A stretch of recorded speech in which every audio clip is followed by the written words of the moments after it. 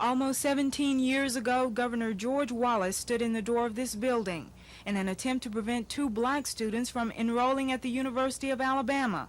One of those students, Vivian Malone Jones, went on to become the first black to graduate from the university. Well, obviously, I had an experience here at the university that was not your normal, everyday type experience. There were some traumatic moments there.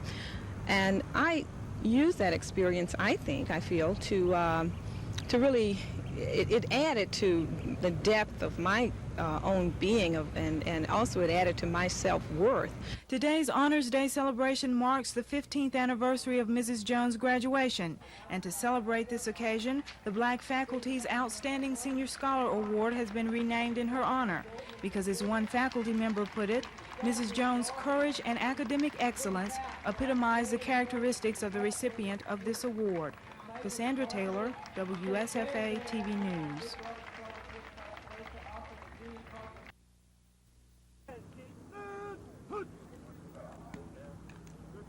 There you go. There goes Swan. There goes Swan. Well, we were having a little pass drill with no hitting, and we had a slant-in pass, and the 2 defenders, 3 of them collided in the air together. It was a high pass, and I guess Joe got bumped on the neck there.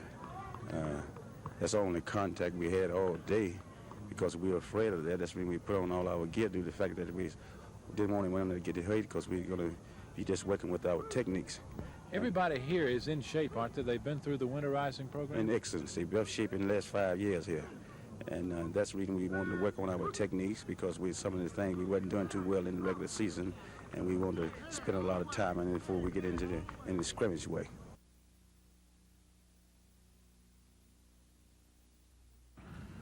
The suit charges that Adams manager Stephen Dorsey waged a campaign to keep blacks from coming to Adams.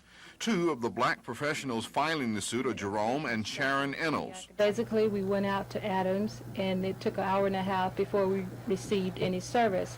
Although both my husband and I talked to personnel there and talked to the manager and asked him to come over and give us service.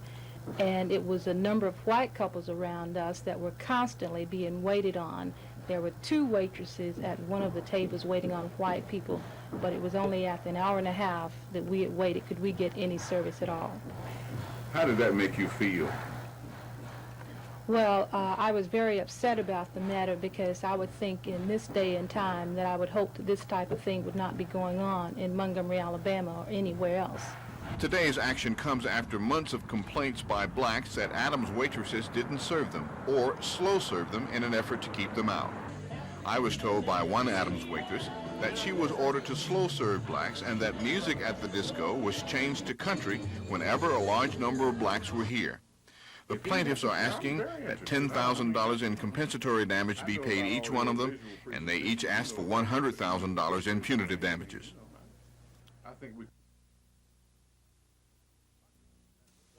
Dr. Teague met for several hours today with Governor James and State Finance Director Sid McDonald about the possibility of proration.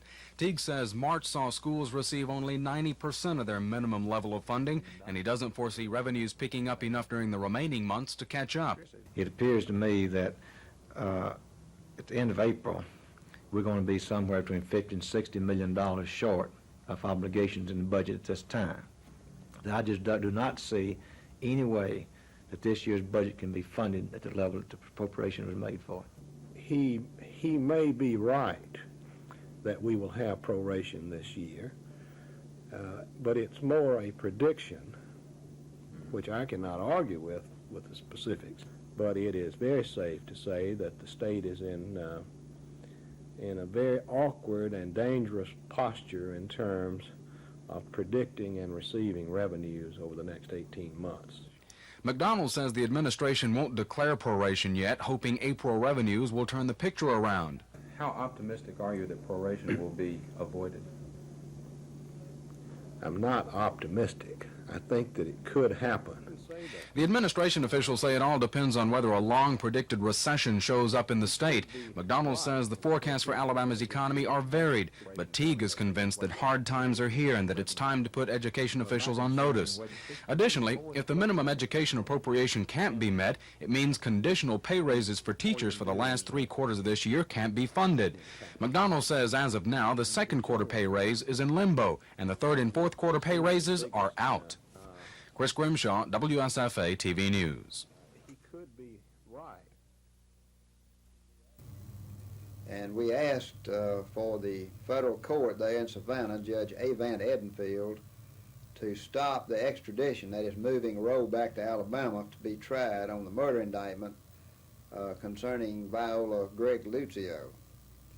The federal judge granted the restraining order this afternoon about 3:30 Eastern Time, so he will not be brought back to Alabama as it stands today based on the court order that he made today.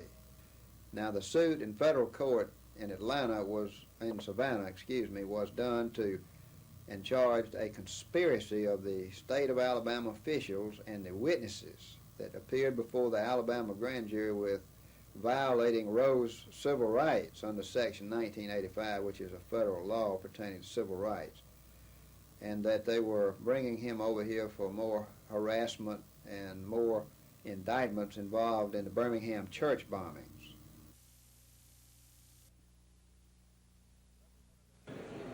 Representative Rick Manley of Demopolis offered the House version of the gas tax bill, but the upper chamber decided to go with its own. It adopted Senator Larry Keener's bill, which places a 4 cents per gallon tax on retail sales of gasoline. That's in addition to the present 7 cents per gallon on gasoline purchases. Keener says his bill will bring in around $100 million annually to the state coffers for state highways. The money will be divided on a 45 and 55 basis. The state gets 45% of the new money, and the counties get 55%. The chairman of the House Ways and Means Committee says passage of a gasoline tax for roads will make some $11 million in highway revenue sharing money available to the Medicaid program. Meanwhile, the House committee approved a $298 million general fund budget and sent it to the full House. The budget for the operation of state government has about a $400,000 cushion. It includes more than $100 million in conditional appropriations for Medicaid, mental health, prisons, and pensions and security. The committee killed a bill that would have placed a 3 cents tax on soft drinks and a 1 cent tax on powdered drinks. A 7% pay raise for state employees for the next year won approval. If the state workers receive all of a 7% conditional raise this year, it means they will receive a 14% increase in pay over 2 years. The House and Senate return to the Capitol tomorrow. The House convenes at 10, the Senate at noon. George Mitchell, WSFA TV News. Beginning tomorrow, there'll be representatives of the Cancer Crusade knocking at almost every door in the county. Preparation is being made now for this giant undertaking. Kits have been packed for distribution to workers, and they include information that will be handed out door to door. The pamphlet you'll receive is valuable. It tells you how to protect yourself against cancer. There are 3 do-it-yourself safeguards that you should know about. These help prevent cancer. 1, you should avoid overexposure to the sun. Wear a protective lotion and make sure that your skin does not become red or burned. This helps avoid skin cancer. 2, don't smoke cigarettes. This is probably the most important self-help available. It's the best way to prevent lung cancer. 3, do a monthly breast self-examination. This provides a method for detecting breast cancer in an early curable stage. Another safeguard, particularly against colon cancer, is to eat lots of roughage. There are 4 safeguards that can be provided by your doctor. Most important, have a complete regular health checkup. Have your mouth examined regularly. Your physician or dentist can easily detect oral cancer. Women should have a Pap test as often as their doctors recommend. This is a quick, simple test for uterine cancer. And 4th, to avoid colon cancer, have a procto exam annually, especially after the age of 40. Colon cancer is the most common internal cancer, but highly curable if detected and treated early. Other important information in the pamphlet gives you the 7 warning signs of cancer. This year, about 405,000 people will die of the disease. That's over 1,100 a day. one practically every minute. Cancer is the most dread of all diseases, and heeding the safeguards could save your life. This is Coping, and I'm Ivy Berman. Teague says it's time everyone knows the facts, that unless the department can meet its $136 million in obligations by the end of April, Alabama's educational system will be in debt. That fact could cause a major increase in the rate of proration for the remaining months of this fiscal year. Teague says the level of expenditures were based on inflated revenue projections, and that when the money is counted, it will be less than what's needed to pay the bills. Board member Victor Poole wanted to know how extensive proration would be if the money wasn't enough. Teague said he really couldn't predict a specific figure until later this month. However, he did note that things will be getting worse before they get better, and that he thinks the long-talked-about recession is here. To save money, he asked the board to delay for a year minimum competency tests and exiting teacher exams. Those two steps would save the state close to $600,000. The board went along with that proposal. On the subject of teacher pay raises, Teague says he's hopeful instructors will get a 7% raise this quarter, but the next two increases will depend on the amount of revenues collected. When asked if proration and no more raises could force teachers to walk out, Teague was optimistic they would honor their contracts. In other business, the board deferred action on a plan to eliminate the physical education requirement in secondary schools and gave the state superintendent the power to review actions of city and county school boards in accordance with Alabama law. Paul Roth, WSFA TV News.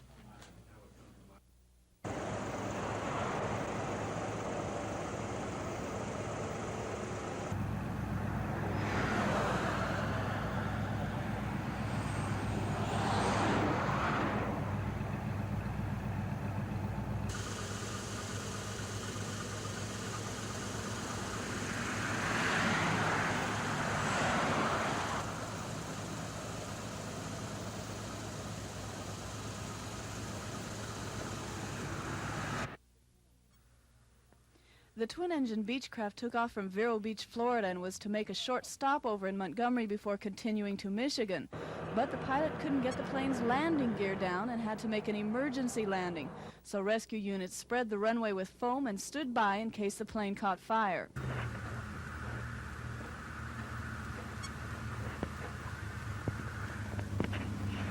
Cut it off. Cut it off, buddy.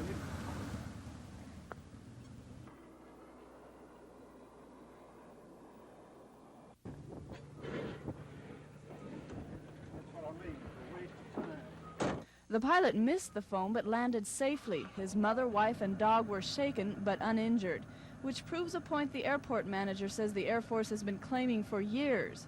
The pilot touched down past the foam. He never did even touch the foam.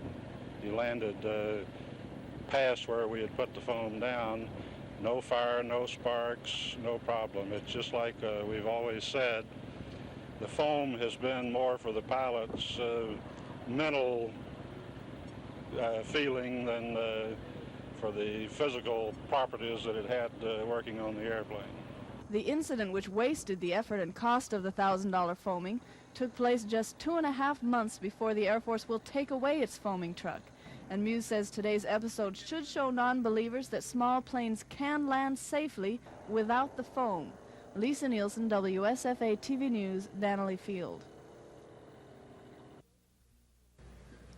William Jennings was arrested and brought to the Montgomery Police Department about 2 o'clock this afternoon. The Fort Walton Beach, Florida resident has been charged with 3 counts of bribing Corporal D.H. Carmichael of the Montgomery Police Department's Investigative Division. Later this p.m., officers brought in Hilda Russell Trainum of West Fleming Road in Montgomery. She's been charged with bribery of a public servant and conspiracy to commit bribery. Police have also arrested and charged Herman Robinson of Montgomery with 2 counts of bribery. The bribery investigation was a joint effort of the District Attorney's Office and the Montgomery Police Department's Detective Division. Police Chief Charles Swindle explains what the charges stem from. The bribery attempt was an effort to encourage Corporal Carmichael Wright of the Investigative Division of the Police Department to help Bill Jennings from receiving a prison sentence on a robbery charge that he had been arrested for by this department.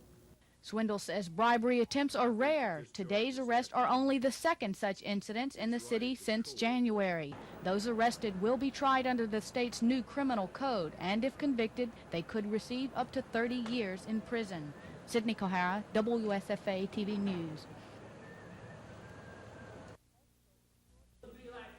ESPO is short for Education Support Personnel Organization. The group represents about 65% of non-teaching employees in public schools. Organization Director Jeff Dahlbehr urged the Montgomery members to help lobby for pay raises and other benefits, saying Fob James hasn't come through with some of his campaign promises. Ever since he's been in and been in power, all we've been able to do is fight him. We've had to scratch for our lives. That's the new beginning.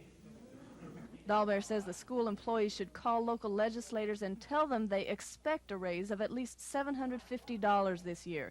He says if the state can afford expensive china for the governor's mansion, it can afford pay raises for support personnel.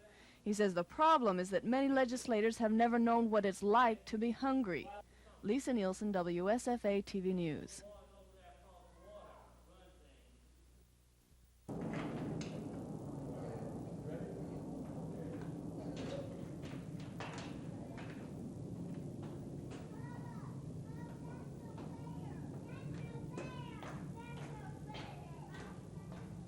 Well, Phil, you know, coming in from Florida, we really had a good season as far as our won and loss record. We were 11-4, and I think the most important thing coming down here to Montgomery is that, you know, we left spring training with a winning club, and the fellows are, you know, they played well, and I think they still can compete, and I think that's very important. I'd rather be 11-4 in the spring than coming up here being 4-11, because then there'll be a lot of doubts. But I think we're as ready as we can get as far as physical conditioning. And now it's just to see the other clubs and see what they have, so, you know, we can make a judgment how we're going to stand. For a minor league team, there's some pretty good bats on this team, isn't there? Well, we're hoping so, Phil. We've got 4 or 5 guys that can hit the ball out of the ballpark, and, you know, that's unusual to have that kind of power at the AA level. But I think the one thing that we're lacking, if anything, is, you know, a lot of guys that can run with good speed. And we've got Hampton and 3 or 4 other guys that run decent. They're not slow, and we're going to run those guys.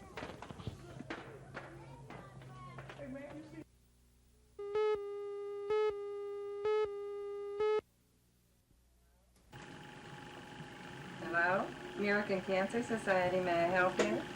The American Cancer Society has a new theme, Cancer Can Be Beat.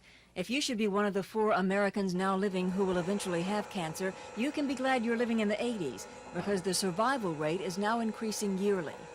As a patient, you would in all probability have one of the more following treatment procedures: surgery, chemotherapy, or radiation.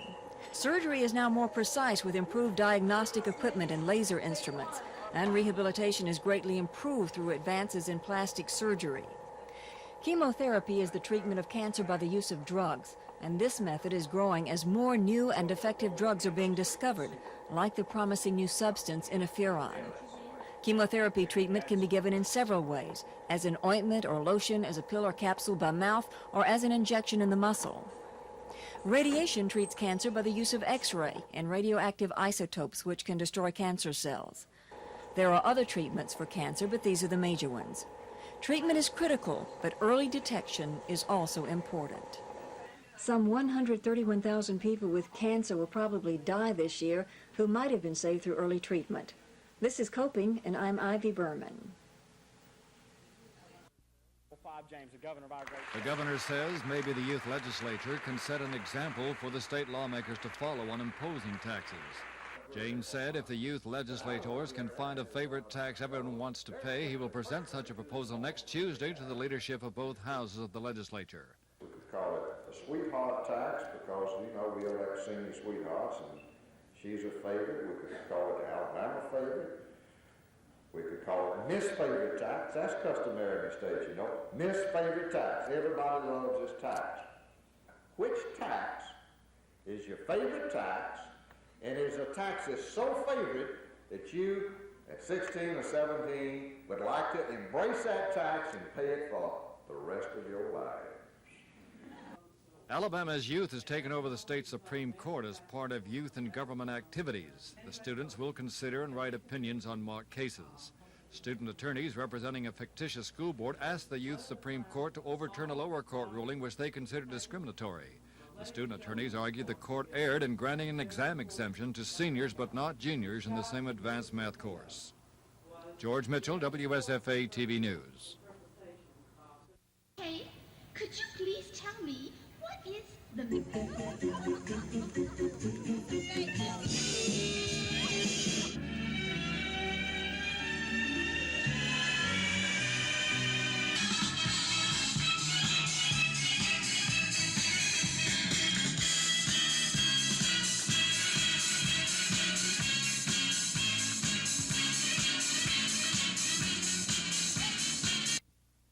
Simple. Just look at us, the flowers we grow.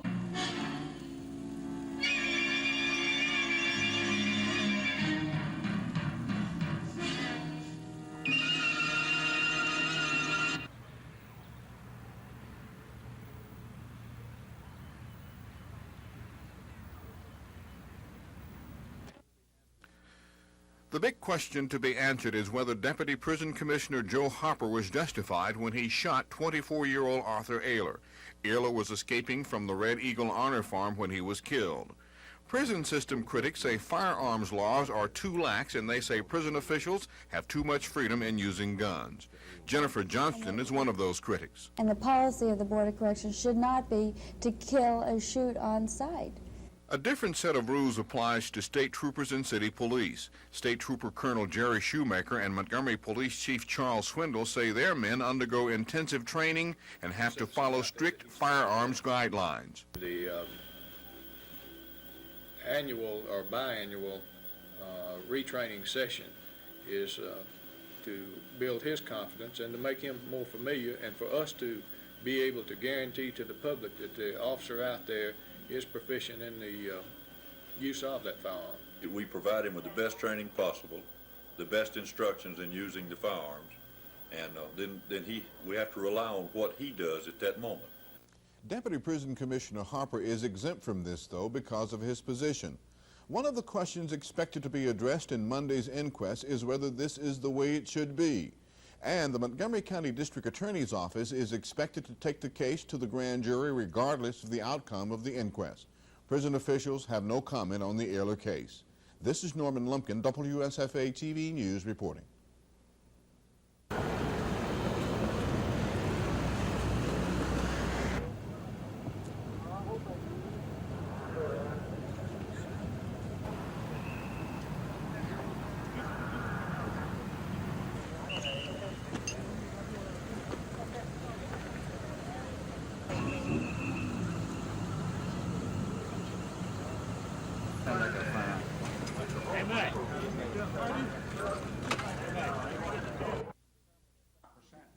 Dickinson says he's traveling the 2nd District to meet with as many of his constituents as he can before Congress meets next week. In those travels, Dickinson says he's found people in the district to be downright mad about the economy and foreign affairs. He says taxes are now so high they're counterproductive, and the president's 10-cent per gallon gas tax will actually turn out to be 26 cents a gallon.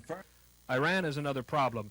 Dickinson says the United States is, in part, responsible for creating the circumstances in which the hostages were taken. I think this administration bears a lot of responsibility for what has happened and for the fact that the hostages are there now.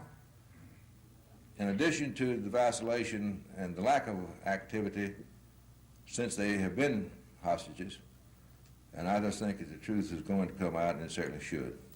Dickinson also criticized President Carter for spending more on strategic weapons like the MX missile instead of on tactical weapons like tanks and troops. Dennis Latham, WSFA TV News. No, it isn't an out-of-date Christmas tree you see perched high atop the stadium. It's just the construction crew's way of saying the stadium's new addition is almost finished. Well, it's a symbol of topping out on large concrete, steel structures, stuff like that. And that's what we've done, is just as a kind of a celebrating and topping out. We've worked a lot of long, hard days, and we wanted to put it up there to show everybody we're just about finished. The idea of using an evergreen tree originated in Germany. Auburn's topping out ceremony comes after 16 months, 9,600 cubic yards of concrete, and 1,100 tons of steel have been used to complete the framework of the stadium's new expansion. It's a common tradition among building construction crews. And for all you War Eagle fans who are wondering if the new addition will be ready in time for football season, relax. Nearly 10,000 of you will be sitting on that new concrete during Auburn's first home game against Duke. Sydney Kohara, WSFA TV News.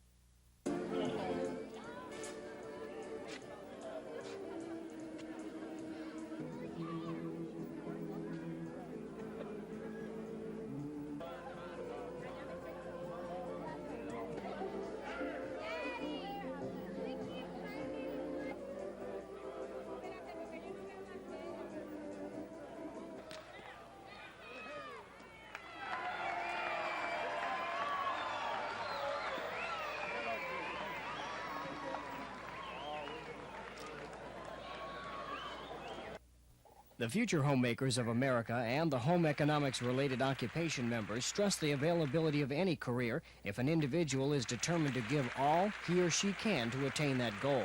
Meeting in Montgomery for their annual convention, the group spent time in workshops developing leadership and working on bettering themselves for the future. According to Future Homemakers President Desiree Sutton, members learn more than just how to clean dishes. Oh, one thing, everyone thinks that all we do as homemakers is cook and sew, but that's not so. We're interested in consumerism and, things like that, just not cooking and sewing. Is there more input by men as homemakers? Yes, well, it took a few to break the ice, but now they are beginning to realize that no matter what they are still homemakers. Everyone's a homemaker. She points out that more men are interested in many household chores because of the economy, the women's liberation movement, and the emphasis on the single lifestyle. The group studies child care, different career opportunities, and other educational areas to show young men and women determination and hard work can spell success. Paul Roth, WSFA TV News. Selma Mayor Carl Morgan says there's been speculation for some time that former Mayor Joe Smitherman will run for re-election. He says now it looks like those speculations are true. I'm surprised. When I came up here 8 months ago on his request as he resigned this job, he intimated he wanted me to have a year's experience before I would have to run again, and that he certainly would back me, and he felt very comfortable with my taking over the job. Morgan says since he took over the mayor's office 8 months ago, he has provided housing for low-income families at Craig Air Force Base, initiated new programs to eliminate waste and inefficiency, and requested investigations into different areas of government. He says all these actions should save the city almost $86,000. When I talked with Smitherman, he wouldn't confirm whether or not he'll run for office, but one reliable source told me he will announce his intention to run next week, and that the reason he's running is because he's not pleased with Mayor Morgan's investigation in city government. Cassandra Taylor, WSFA TV News in Selma.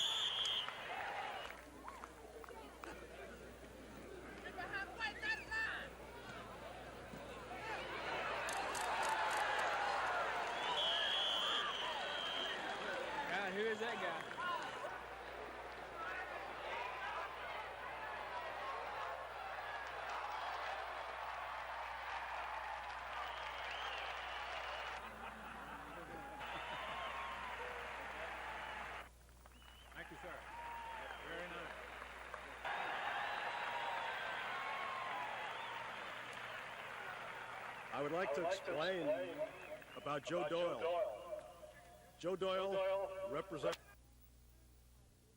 As to what could Mrs. be Jones returns quite a bit as a member of the University Citizens Advisory Committee.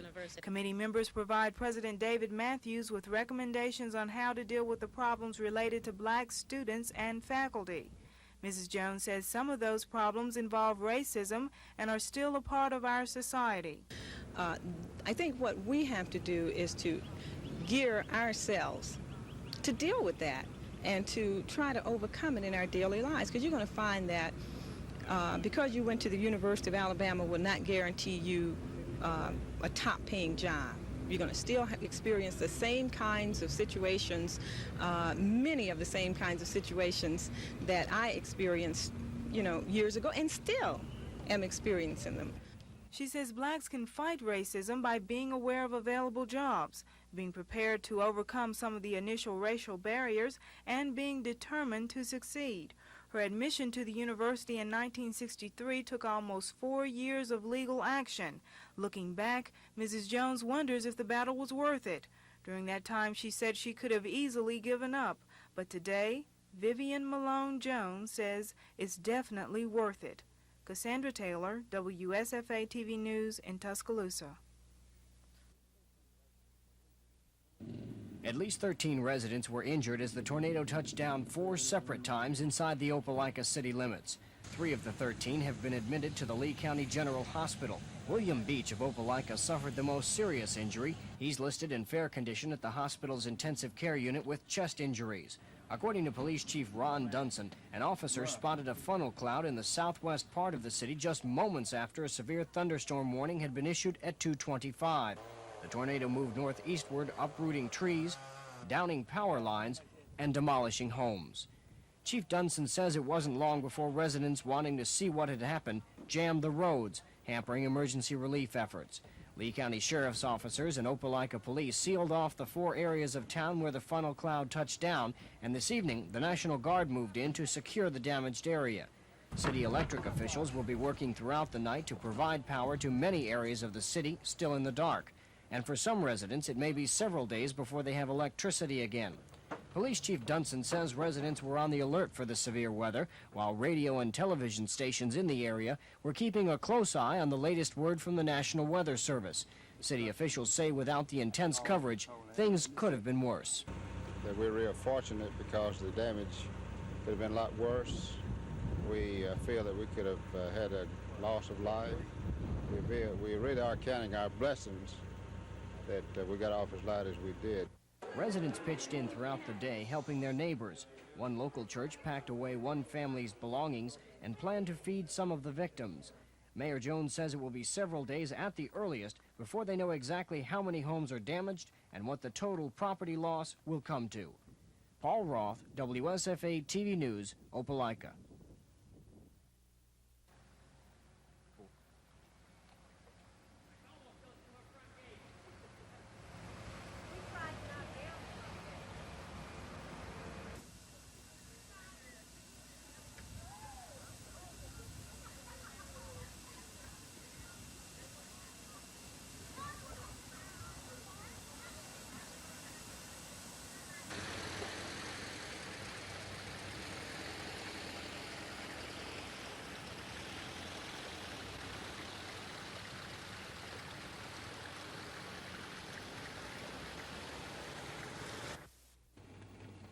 At least 13 residents were injured as the tornado skipped across the city, blowing away roofs, uprooting trees, and downing power lines.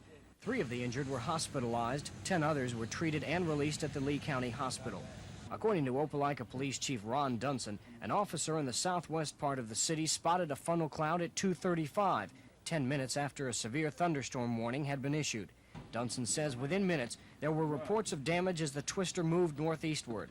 Sightseers hampered rescue efforts, and police and Lee County Sheriff's deputies sealed off the 4 areas where the tornado touched down. The funnel cloud uprooted trees on Interstate 85, moved across Pepperell Village, toward the downtown area, then to the east. By nightfall, most victims had found a place of shelter, while neighbors did everything they could to lessen the tragedy.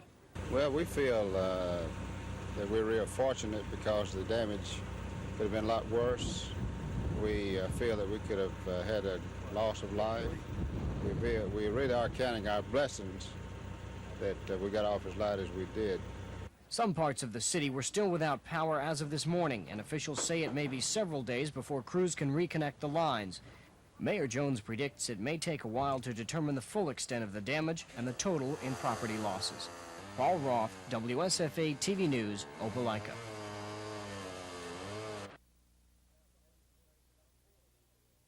We'll have the presentation of 4 of these awards, and in doing the presentation, we will ask that...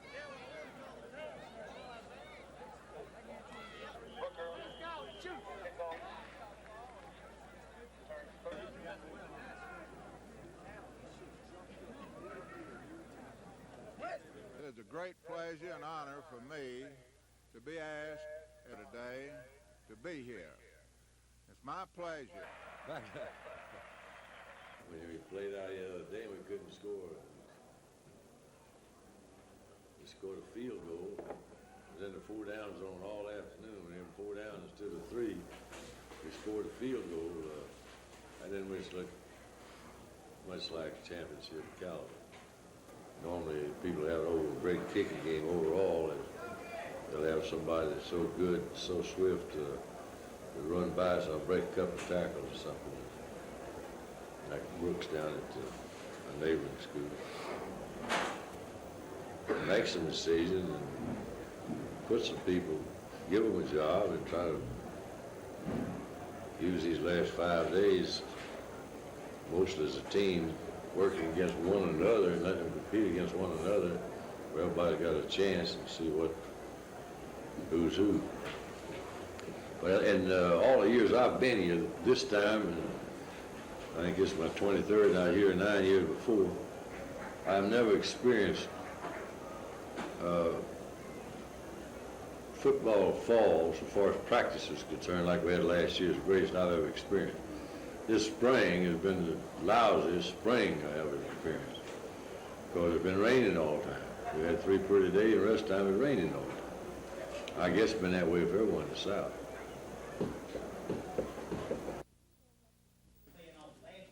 The 3 bills up for consideration would increase taxes on cigarettes and liquor.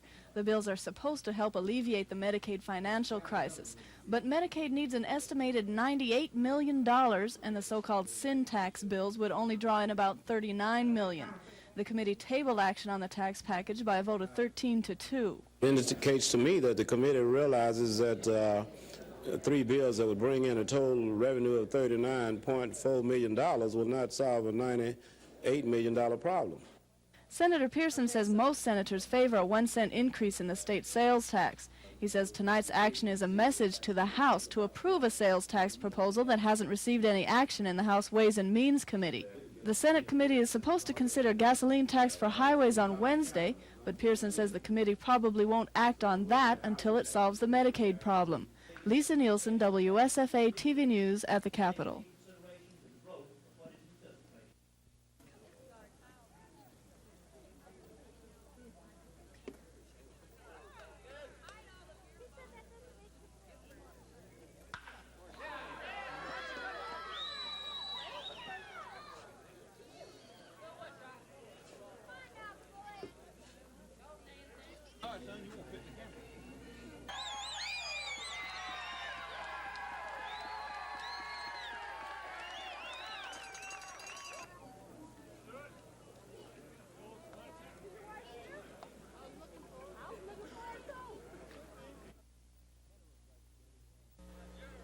Federal Judge James Hancock, sitting in for Judge Robert Varner, today ordered Prison Commissioner Robert Britton to remove at least 15 state prisoners from the Montgomery County Jail. The judge also ordered 15 county inmates to be set free. Judge Hancock told attorneys the county has until noon tomorrow and the state until noon Wednesday to comply with the ruling. He specified the release of the county inmates will in no way affect their remaining sentences. It will be up to county officials to determine if, at a later date, they want to return those inmates to jail. Judge Hancock noted he thought that release with good behavior could become part of the inmate's sentence. In his remarks from the bench, he noted today's action is nothing more than a temporary solution to a very bad situation, adding that simply removing the excess prisoners from the jail won't solve the problem. Sheriff Maxim Butler agreed, saying it could be several days at the earliest before the jail may be forced to house more than the legal limit of 120. Attorney Richard Shinbaum represents the county inmates. The ruling does not solve the problem. The only thing that will solve the problem is for the county commission to get off their rear end and build a new jail for the people of Montgomery County. Tonight, the county jail houses 130 inmates, 12 less than this morning, but still 10 more than the legal capacity. Paul Roth, WSFA TV News. The inquest lasted 3 hours. Deputy Prison Commissioner Joe Hopper, who shot Ayler, said he saw the fleeing inmate on a highway 5 miles from the prison. He said he warned Ayler several times before firing at the 24-year-old escapee. The purpose of today's inquest was to make public the facts surrounding Ayler's death, not to determine right or wrong. The father of the dead man says he isn't satisfied, though. I call my son killing or gangland murder. That's all it was. It was murder. It's plain as day. Okay, what next in terms of your plan of action? Well, I wouldn't care to go into that right now, but this ain't where the bus stopped. During his questioning during this inquest, Deputy Commissioner Joe Hopper said that he had reviewed the file of Arthur Ayler at Red Eagle Honor Farm before he confronted Ayler on 2/31. When asked if he shot to kill when he fired his weapon at the running prisoner, Hopper said he didn't. He said he shot to stop. The results of the inquest is expected to be turned over to the Montgomery County Grand Jury. That grand jury meets in May. This is Norman Lumpkin, WSFA TV News at the Montgomery County Courthouse. The courtroom was packed with judges, attorneys, and friends of Hobbs who had come to see him take the oath of office.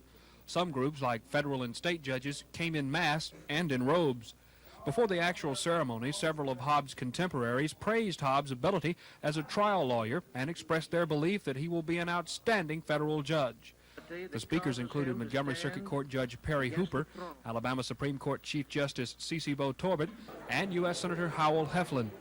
Hobbs took the oath of office administered by Judge John Godbold of the 5th U.S. Circuit Court of Appeals.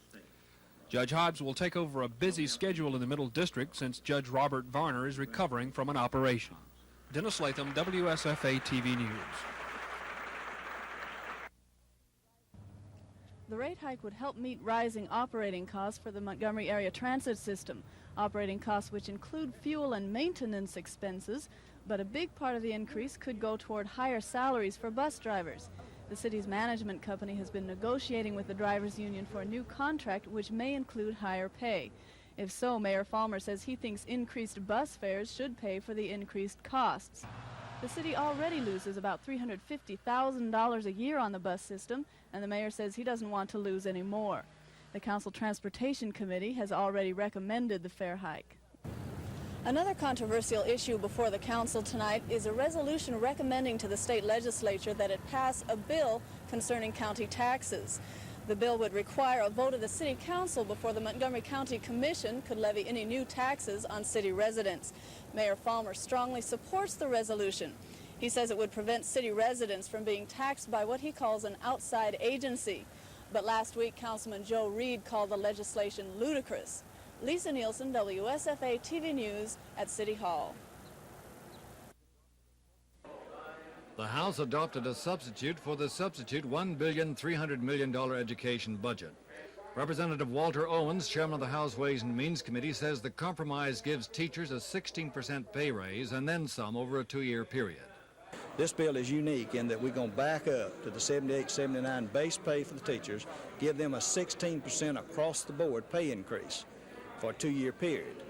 Now, the 16 is a flat amount that they will get in their base pay in the future. This bill added to what they've already received, that first quarter's allotments, for conditional this year, then that gives them 17.75. The compromise budget, challenged by supporters of the Alabama Education Association, found its vocal support on the House floor from Representatives Roy Johnson of Tuscaloosa and Jimmy Hawley of Elba. Johnson says the 16% raise isn't adequate, and the budget gives too much to 4-year institutions of higher learning. He says elementary and secondary education received 12.7% of $130 million in new revenues, while 4-year institutions received 13.7%. The legislature has 8 legislative days remaining in the regular session to pass the education budget as well as the state's general fund budget. It must agree on ways to raise additional money for the state. The House approved tax increases on motor fuel, booze, and cigarettes, but they have been rejected by the Senate Finance and Taxation Committee. The Senate wants a 1-cent state sales tax increase to raise $75 million next year. It must convince the House it's a good tax source, since the lower chamber must originate revenue-raising measures. George Mitchell, WSFA TV News.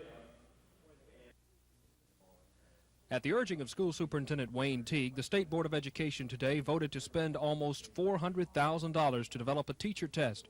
Only last week, Dr. Teague asked the board to abandon the plan because he says there's not enough money to pay for it.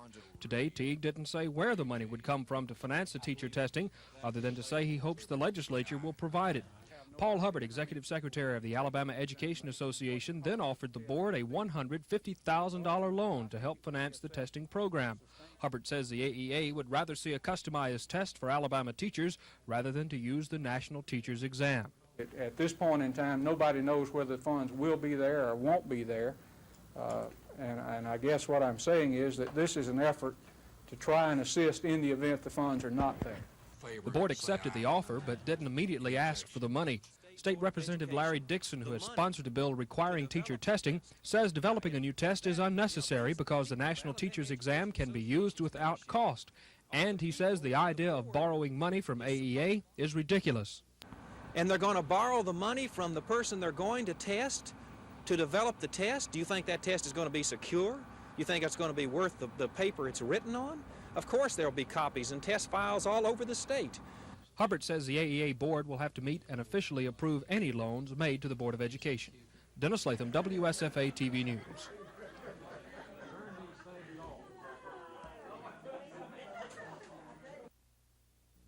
Certainly we deeply regret him leaving, but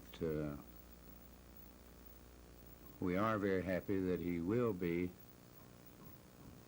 going to the conference office, and we can still share him. The easy decision was to accept the job in the conference office, and that's the only easy decision out of this whole process to me. Understanding my thinking of not wanting to coach till retirement, but at some point, whenever that happened to be, to make a move into athletic administration. I feel like I've been a good basketball coach. Not a great one, but a good one. I have tried to prepare so that I can be a good administrator. And the move to the conference office is an easy one, very simply because of the prestige of this conference. In my opinion, the Southeastern Conference is the premier conference, total conference in the country. I want to thank Dr. Matthews, Coach Bryant, Coach Bailey, of course CM, and everyone who's played a small part in helping me become the basketball coach at Alabama. I feel really happy and fortunate that Coach John Bostic, Coach Leroy McClendon are going to stay with me. As for me personally, there'll be a lot of pressure on me. I'm inheriting a good basketball program. I've been under a lot of pressure before. I put a lot of pressure on myself to try and do a good job for Coach Newton. And I guess you might say that I've been on the hot seat. And the only difference, me being on the hot seat now, somebody just turned the burner up. And, but I'm willing to accept it. And I think the thing that you must understand about this basketball program and about me is I'm going to work as hard as anybody's ever worked to continue to have a good basketball program. There'll be literally thousands of people jamming the parking lots of post offices around the state trying to get their returns in the mail before the deadline. Although each post office has different procedures on how it will handle the surge of latecomers, most will provide extra personnel during the wee hours of the night in order to stamp your returns with today's date.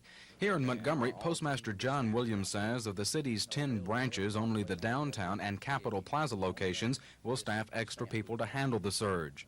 We'll stamp anything that comes in up to midnight. In other words, we'll make the collection out from these boxes here and from downtown, and we'll hold our today's date in a machine until we can process that mail, and then we'll change the date. The Capitol Plaza branch will also provide a stamp booth through midnight for those who don't have the necessary postage. Nationally, the Internal Revenue Service say they expect nearly 20 million people to drop their income tax into the mail sometime today, so you won't be alone. Chris Grimshaw, WSFA TV News. Several weeks ago, Chilton County peach growers were looking at the possibility of a small harvest this year. 3 days of freezing temperatures at the beginning of March had taken their toll on the young trees, killing many fruit buds, and others were predicted not to fully develop. Today, the outlook is much brighter. More peaches than anticipated are growing on the branches. At this stage, we still have some varieties that don't have a full crop of peaches, although we do have some that look like they'll have a 100% crop. And we'll pick some ripe peaches within another month to 6 weeks. And you'll have some early varieties on the market at that time. In the next 2 to 3 weeks, growers will thin their trees to space the peaches at least 4 inches apart, ensuring the branches won't be laden down and snap from too much fruit. Carlton says with warm, sunny days for the next several weeks, the 1980 peach harvest should begin around the end of May. Paul Roth, WSFA TV News in Chilton County. Mayor Emery Farmer wants the legislature to pass a law requiring a city council vote before the county commission can tax city residents. The mayor says 96% of the county's revenue comes from within the city limits, but city residents don't get a proportionate share of county benefits. It is eminently proper and correct that we not be in a position that somebody who is more concerned about a road in Rama or a bridge at Wall or something like that put a tax on the citizens of Montgomery, the city of Montgomery, when they're not willing to fix a street on Clearview or fix shoulders on Carmichael Road anymore or fix a ditch out the old Selma Road. Councilman Joe Reed says it's not within the council's powers to tell the county commission what to do. I believe that the county commission is just about as intelligent as this council. And if they're not, they are elected by the same folk who elect us. Reed also says 3 council members and the mayor have an agreement with the commission that neither group will sponsor legislation without informing the other. The council voted to table the resolution until members can discuss it with county commissioners. Lisa Nielsen, WSFA TV News. I feel like I've been a good basketball coach. Not a great one, but a good one. I have tried to prepare so that I can be a good administrator. And the move to the conference office is an easy one, very simply because of the prestige of this conference. In my opinion, the Southeastern Conference is the premier conference, total conference in the country. I feel really happy and fortunate that Coach John Bostic, Coach Leroy McClendon are going to stay with me. As for me personally, there'll be a lot of pressure on me. I'm inheriting a good basketball program. I've been under a lot of pressure before. I put a lot of pressure on myself to try and do a good job for Coach Newton. And I guess you might say that I've been on the hot seat. And the only difference, me being on the hot seat now, somebody just turned the burner up. I'm hard-pressed to know what the House and the Senate want. We've given them a gas tax that's fair. We've given them several other revenue measures, and we've asked to let us work our way out of this. They don't want to unearmark. They don't want reform. I don't know what they want, but I'm getting tired of the games some of them are playing. It's time to stop that and go to work for the people of this state. We're going down to the last quarter now, and they can come in and recapture this session and make it positive and constructive. But it seems that some folks like to play games at the expense of the people of Alabama, and we've had enough of that. You say you will veto a 1% sales tax increase, state sales tax. Why? Number one, I think it's regressive. Number two, it would bring in $125 million.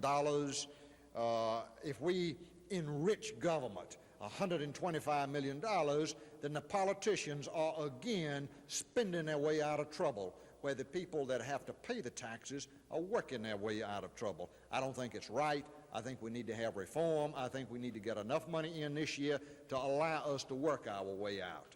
And I am going to hold to that principle.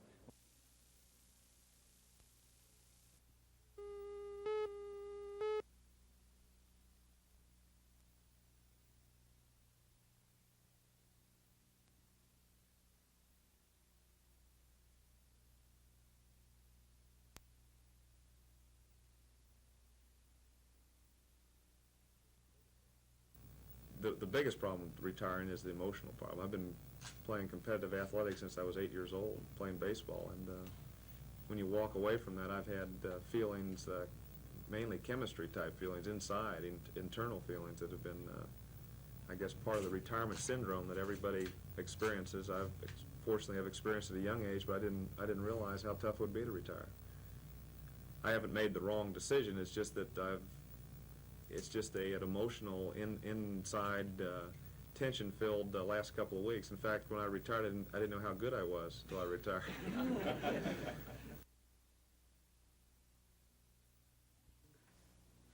Nationally, housing starts dropped almost 22%, with single-family homes down 23%. Analysts expected last month's decline, giving further evidence of an economic slowdown. Locally, comparing the month of March with the previous month, housing starts for single-family dwellings with one house on one lot were down 23.5%. But if you include the number of townhouses and patio homes, March was down nearly 44% from February. One city official, Karen Scruggs, says the statistics reflect economic trends, but other factors affecting local housing should be considered, like interest rates and the weather during March. Nationally, the Association of Realtors says inflation will get worse before it gets any better. Some economists say the housing industry is already in a severe recession, but the Realtors' national treasurer, Jim Helsel, predicts an improving outlook. He thinks the overall economic outlook will get better in the next 2 or 3 years. Cassandra Taylor, WSFA TV News. This man is probably the best in the world at what he is about to do. His name is Bill Kazmaier. His game is powerlifting. Kazmaier and about 25 of the country's top powerlifters will meet in what is being billed as the World Series of Powerlifting this Saturday at the Auburn Coliseum. He has just lifted 850 pounds, just 32 pounds short of the world record. Do you expect world records to be broken at this event? Sure, I see Paul squatting again, over 950, and Doyle's a good deadlifter. What's your best event? Probably the bench press. And how much do you like to go in that? Well, I've done 622 and hope to break the world record, which is 628 right now. Additionally, 8 pro football players will compete for $33,000 in prize money in a made-for-television contest on Friday night at the Auburn Coliseum. The football contingent includes Lyle Alzado, now of the Cleveland Browns, and Curly Cup of San Diego. There are also 3 members of the Pittsburgh Steelers, reputed to be the strongest team in pro football. Dr. Terry Todd, head of the National Strength Center in Auburn, is hoping the strongest man in football contest will catch on. Television seems very excited about it. They're going to bring a big crew here, and it will be seen on national television later. So we hope that it's going to be a continuing event. We think that it's a natural event, not just a created one, because the things that these guys will be doing are the very things that they do in their normal training procedures when they work out in the off-season preparing for football. The Steelers, in fact, are the most famous of all the teams for their weight training, and I think that the reason that we have 3 of them here is because they do have the strongest team in pro football.